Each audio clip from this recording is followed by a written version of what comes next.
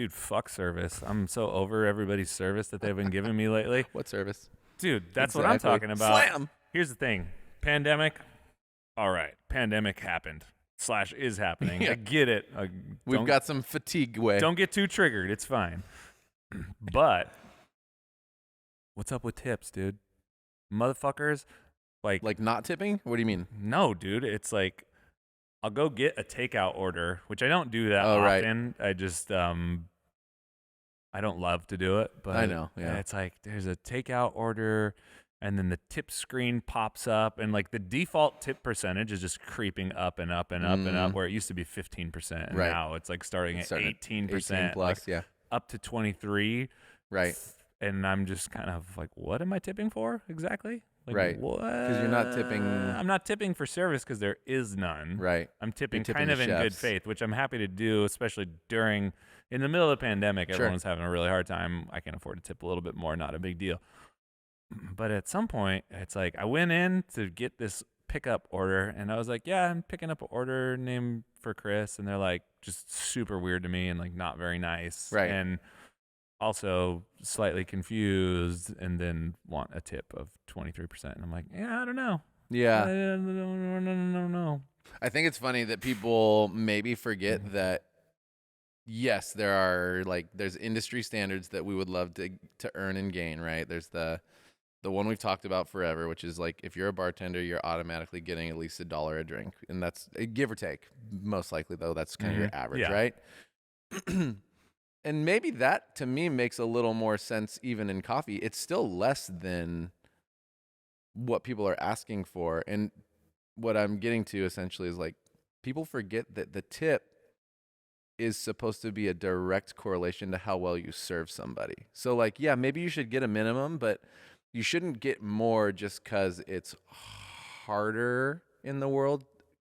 As a blanket statement, like like you said, I'm happy, and I also am very much guilty for over tipping when people don't give me good service. 100%, like across the board, I over tip. I've been made fun of for it many times. They're like, dude, that person, it's just a thing. Yeah. I do it, and it's sort of out of guilt, and it's sort of for the same reason. But I'm trying to actually live more in the space of like, I almost want to be able to give the feedback and be like, I would have tipped you more if you would have done something more, but you didn't actually give good service, so I'm still tipping you, but you missed out on some money. That's what I'm saying. I wish there was a way to do that without it, but most people think that the guest, doesn't know what the fuck they're talking about, like a Yelp review, so they go, fuck that person. You know what I'm saying? Right, but this is, yeah, I mean, we're not them. No. And a lot of people aren't them, but as a whole, because there isn't a consistency in what guests expect, and there's no grace from the wrong guests, that people automatically live in the defense. Because I really wish I could do that in a way that mattered and was helpful. And I guess that's why we started a business. Yeah, I mostly want to be able to leave a smaller tip and not feel guilty about it. Right. I mean, and we could always do that, but you can't as well now with the digital thing, because then you like whatever you push in there, they flip around and they see very quickly whatever you put in there before it goes away. So they know like right in your face like what you did or did not do most of the time. Yeah, and that's the thing I don't want to feel Which puts bad you on the about. spot. So, and then you have to adjust it, okay? Because, and I think we have this on ours too, but I think it's so fucking annoying. Where you get to put custom. Up until a certain point, you have $1, $2, $3, and then it goes is to the default percentages. tips. And then at some threshold, it switches to percentages, and the number that you would tip jumps astronomically. Percentages on food are significant compared to percentages on coffee, right? It's like 15% on a $50 order is a pretty significant tip. So I'm like, I don't know. I don't want to leave you 23% for doing for handing not me a great food. job, for handing me food, because that's what I paid for the food for. I want to tip the person who cooked my food. Yeah, and there's no. And Or I what I actually want is I want the restaurant that the person works for to pay the person. Well, yeah, which is our goal too. And then set up a situation where you can earn your tips, which I feel like that is our, if you create a space where people feel good about tipping more, that's awesome. Sure. Which we so absolutely if we can try. create a space that makes people feel good about tipping higher, that's great because it's great for the people. But I'm just like, dude, what the. Like, I don't want to have to do that. Like, okay, I don't want to leave 23% or even 18%. So yeah, then you're right. I got to hit the custom button, then I got to type in 1, and then I accidentally hit 10, and then it like goes to 10, and then I got to go back out and then hit 1, and I'm like, it doesn't show the decimal point, and am I leaving 1 or am I leaving 100? I don't know what the fuck's going on. It's just if you work at a coffee shop, fucking 1, 2, 3, motherfucker. It's like you don't get percentages on coffee. I don't care how many fucking pancakes you're serving me on the side. It's like $1 per transaction. Unless you're really going above and beyond, then Right. I can hit the custom and just fucking make it rain. But it's like, dude, I don't know. I feel put off. I honestly feel put off. Really? Yeah, Yeah. fucking hate it. It's so presumptuous, especially when they have the POS right next to you. Like you when said, they're waiting. They're like looking at it. Yeah, it's like, and what am I like? I know I'm a broken record. I'm just trying to figure it out. It's like, what am I tipping for?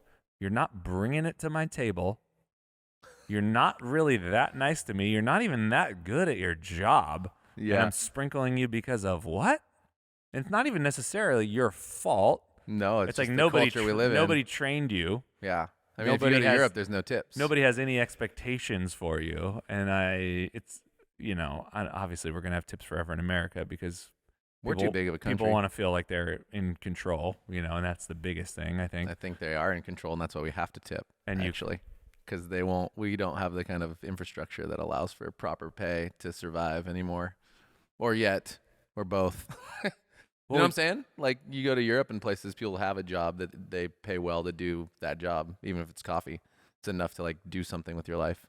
Not perfect. Yeah, I don't know how it works. All I know is Americans don't like being told what to do. So if you're an American and you bought, let's just do simple math. Let's say you bought $4 of coffee every day and tipped $2. Mm-hmm. You are more than happy to part with your $6 every day, no questions asked.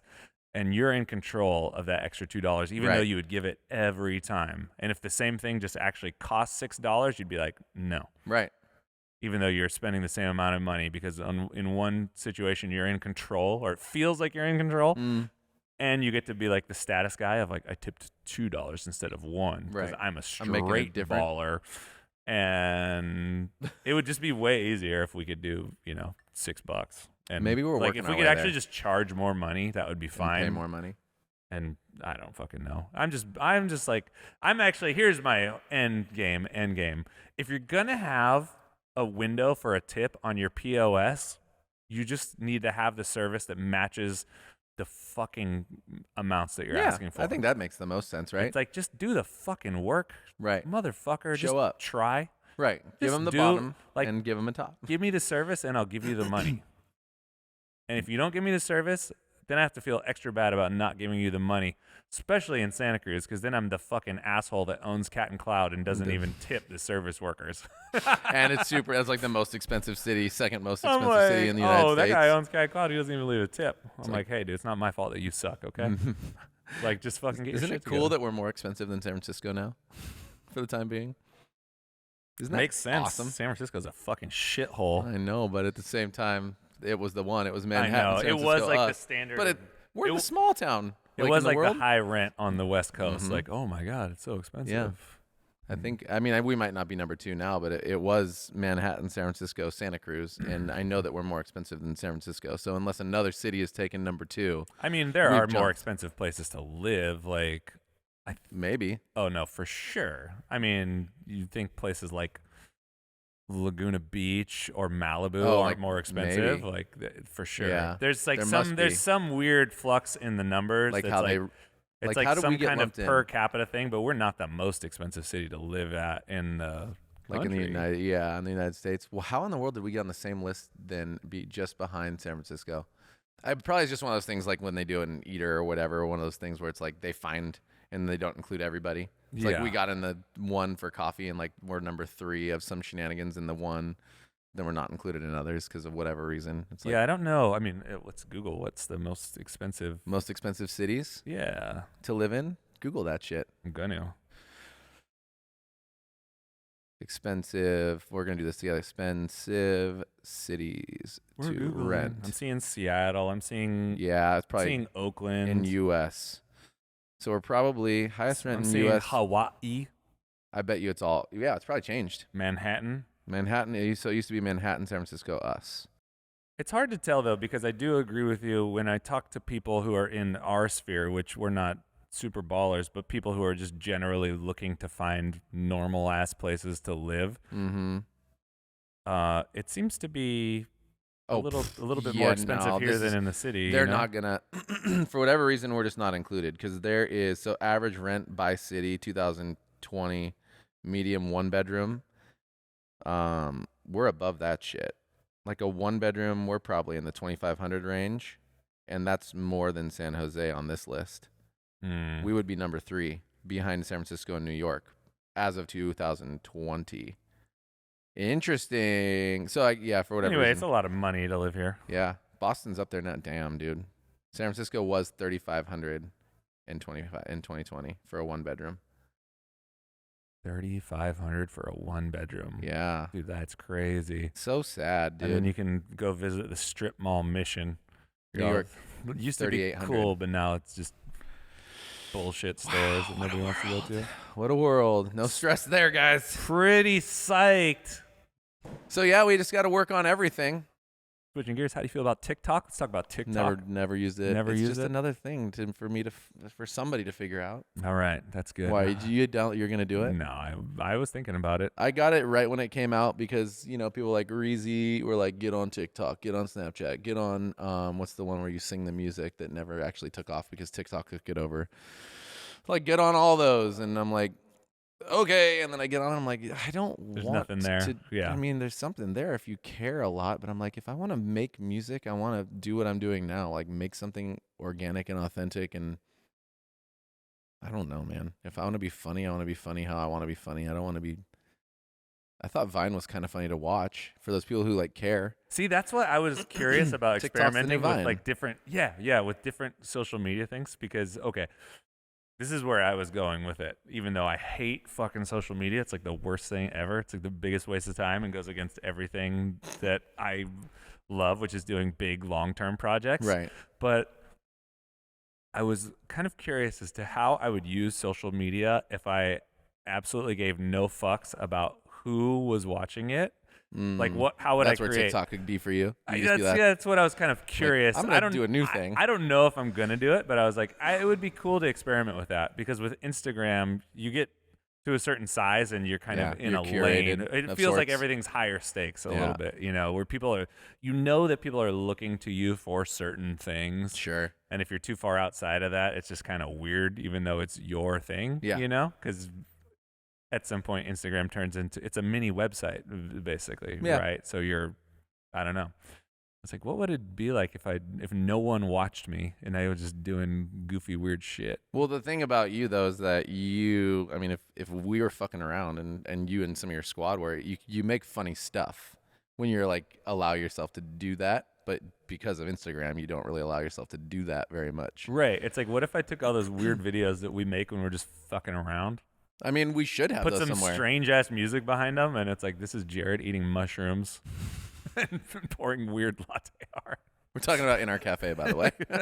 I mean, but that stuff, people would enjoy that. That's the thing. What And we do I've on the weekends. always believed that. It just comes down to where's our lane to put it. Yeah. Because dude, Lily's chocolates, like those things are funny to people.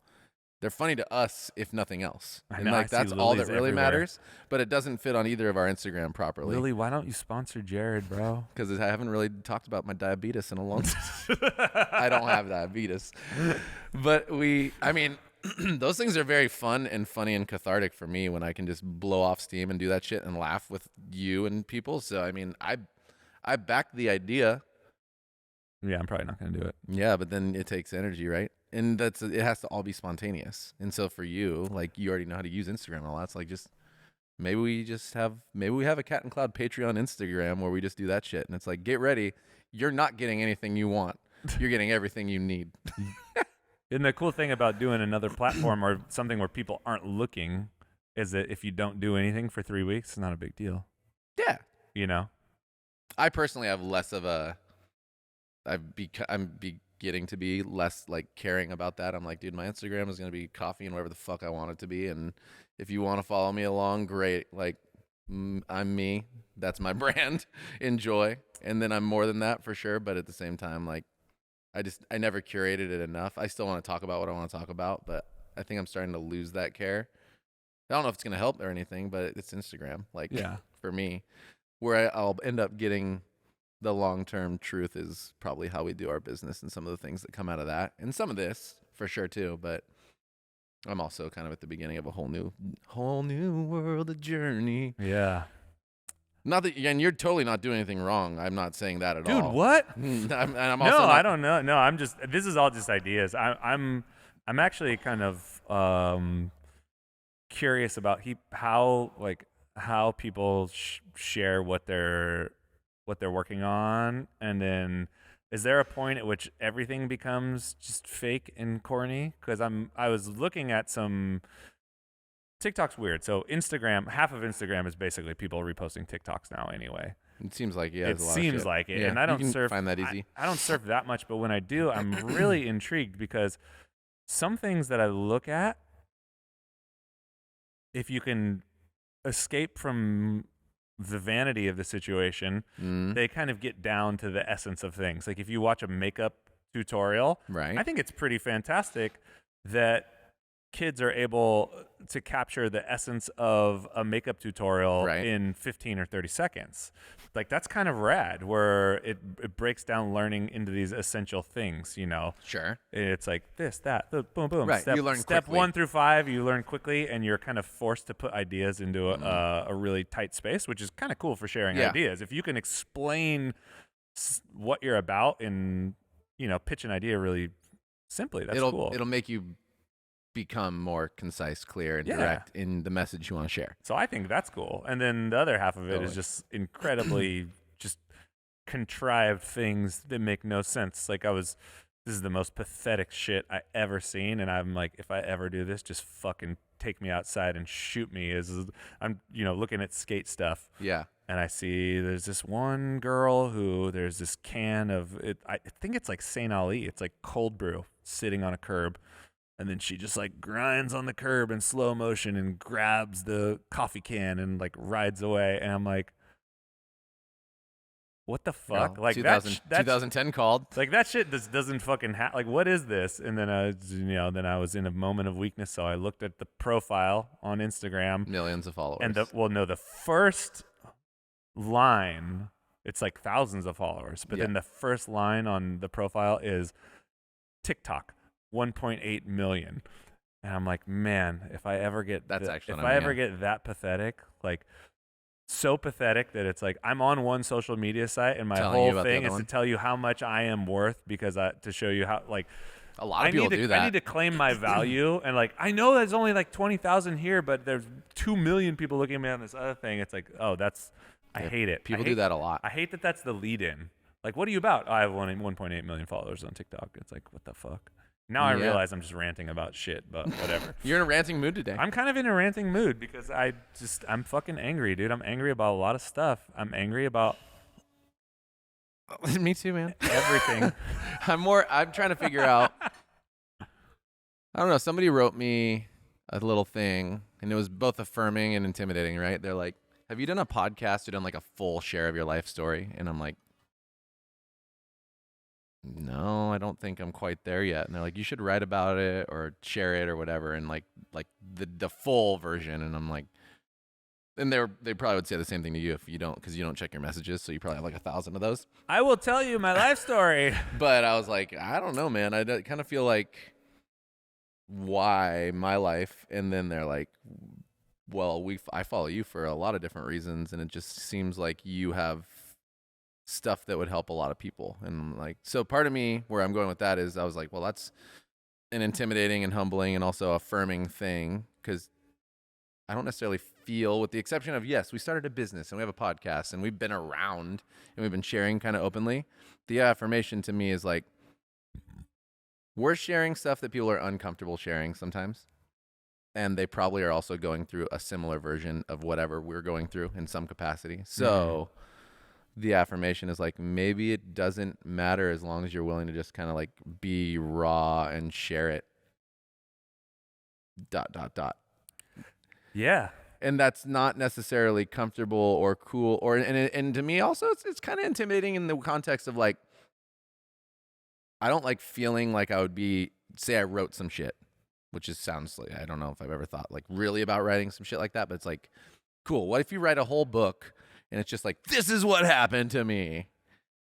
For me, I want to like have the lessons learned, and like maybe they'll be there, maybe they won't. But like when I hear that originally, that idea of like just write it, like whatever, the life story, talk about it, share it in the thing. I'm like, I kind of want to have like the learning lessons along the way, not just share it. And then the person was like, well, I think part of it's just sharing your experience is what matters. And I'm like, man, this is like such a, I'm like, cool, thanks for sharing. I don't know. I'm not there yet, but that's an interesting thing that you feel like it's worth sharing. And that's kind of where I sat with it. And that was like 2 days ago or something like that. Yeah, I got mixed emotions on that one. Me too, 'Cause right? dude, okay. Everyone's got these amazing things that happen to them, and we have lessons that we can learn from everybody. Right, But I feel like Like what in makes line it with special? you, like simply just writing your life story is lazy. If you're not going to take it and distill it and pull out the useful chunks, I get that people relate to things, Mm-hmm. but if you wrote a book that was just this is me and then Right. people were relating to it, that's inspiration that comes and goes. If you can take places where you've really excelled, Right. and I think that's the key, is because everybody goes through challenges, but you have to be able to overcome them in order to have something to offer. Right. I think because the pain is built into life. Not Yeah. everybody that is experiencing pain at any given time, it's not always something good or positive or even a learning moment that comes out of that. Like No, yeah, it's just always going to ebb and flow. it ebbs and flows. Right. I guess maybe I'm just I'm not articulating well today because I'm just so Are you grumpy today? No, I'm actually was so hyped about that breakdancing and all the skating and shit, and I was like, fuck yeah, dude. Everything could be so tight, but everyone's just a fucking bitch. Like everybody is just like out of control. It's like share your life story. It's like, yeah, okay, like that's Right. but why? And I'm looking, back on the social media train. It's Right. like you're on a slippery slope to where everyone's like 1 or 2 degrees away from being a self-help guru. Oh, I know you And hate that idea. Yeah. the latest book that I read was by those minimalist guys. Right. Really, one of the guys is the guy who actually writes the book, and they're the most. And on one end, there's some good stuff in the book. They annoy me. About they're terrible. But here's why they're great and terrible at the same time. Yeah. So I think they have a couple. I think it started pure and it got lame. That's all I'm saying. This is my experience with the book exactly. There's a Okay. couple like key examples of things that they do where I'm like, oh, if you could integrate these things into your life, you would probably be better off Sure. for it. But the way the book is, they take their main zone, which is minimalism, Yeah. and then they've expanded on it so much to where now they're life experts. And for some reason, I'm supposed to listen to them in all aspects of everything that they do. And I feel like Like they're somehow so healthy now because of this, right. which is probably not true. In ways Nobody that are is. like far beyond minimalism. Yeah. Gurus. And I think that's the danger of just simply, I'm writing a life story. It's like everybody's like 1 or 2 steps away from being a guru. It's like, what are you really good at? What do you really have to offer? And Yeah. your whole life story might inform that. And if, like, maybe someday there are clues that can, we can kind of Like, peel back the onion. Yeah. And Put the pieces together. and see. Yeah. But when people tell me that, I'm just like, I don't know. I feel like I really got to stick into a lane. Like, what have I been able to really do well? And what have I been able to really learn because of that? And That's where I agree. Like I Yeah. think sharing the gnarly story, it shows people the path of overcoming or what shaped you to be a way that you had to overcome something. So say it's like some deep trauma from a childhood. And everybody's like, well, that's so gnarly. And it's like, yeah. And then because of that, I lived this way and this belief system for a very, very long time, which is at that point just sharing. But the difference could be, and I very much agree, it has to be what you learned and how you overcame and what you've become because of.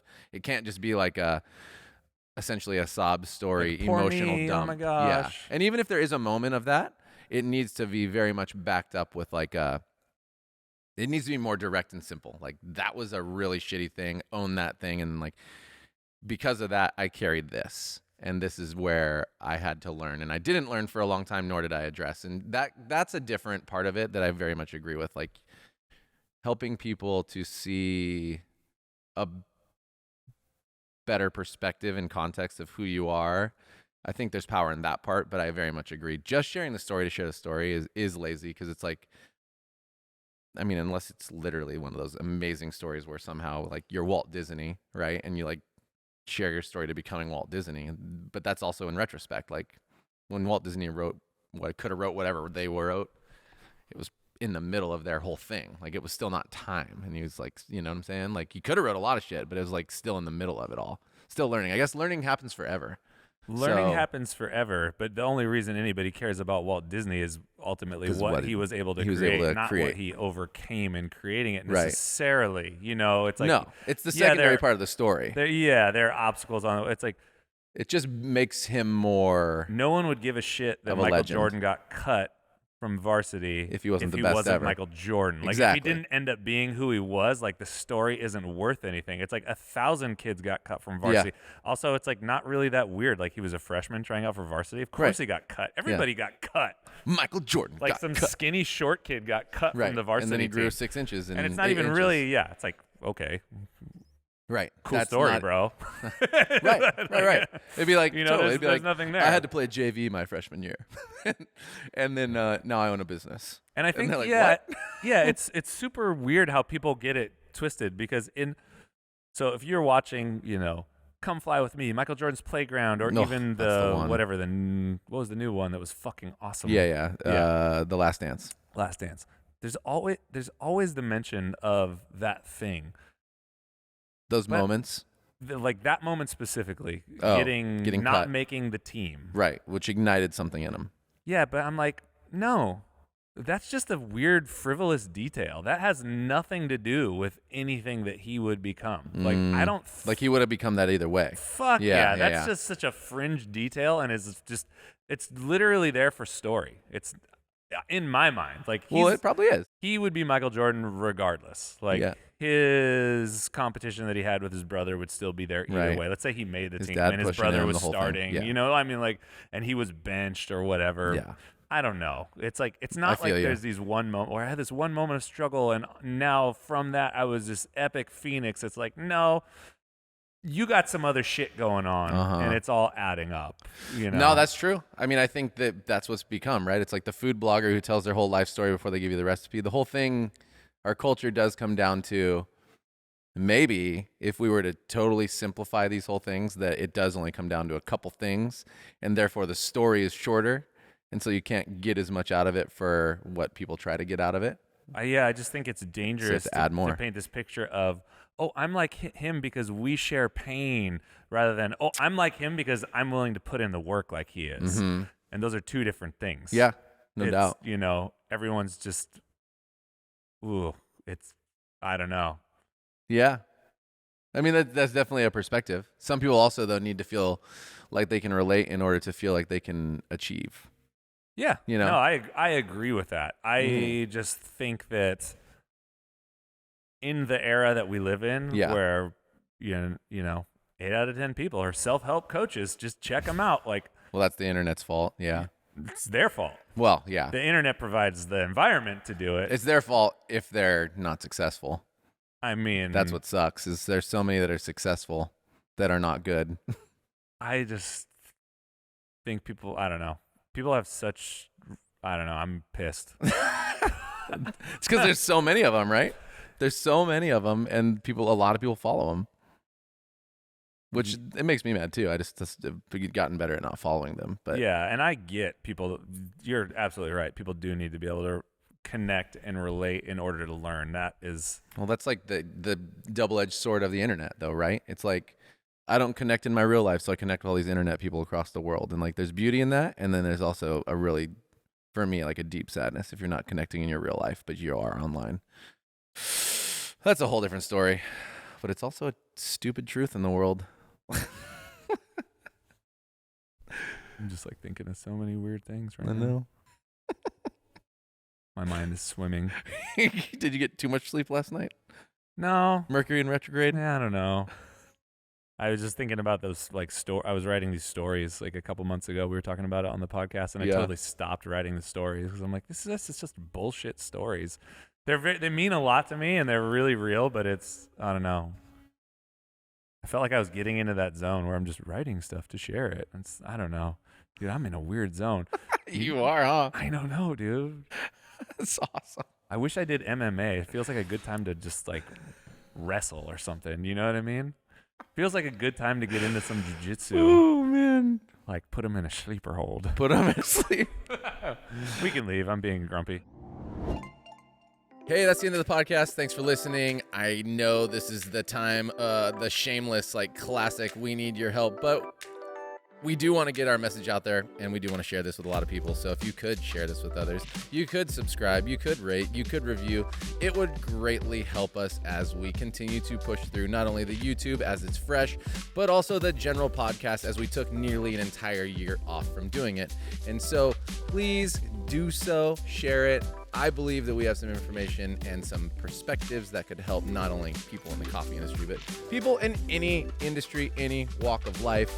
So, do us that favor, do us that solid, bring us that love, and turn up for us, please. And I hope you all have a great time. Thanks for listening.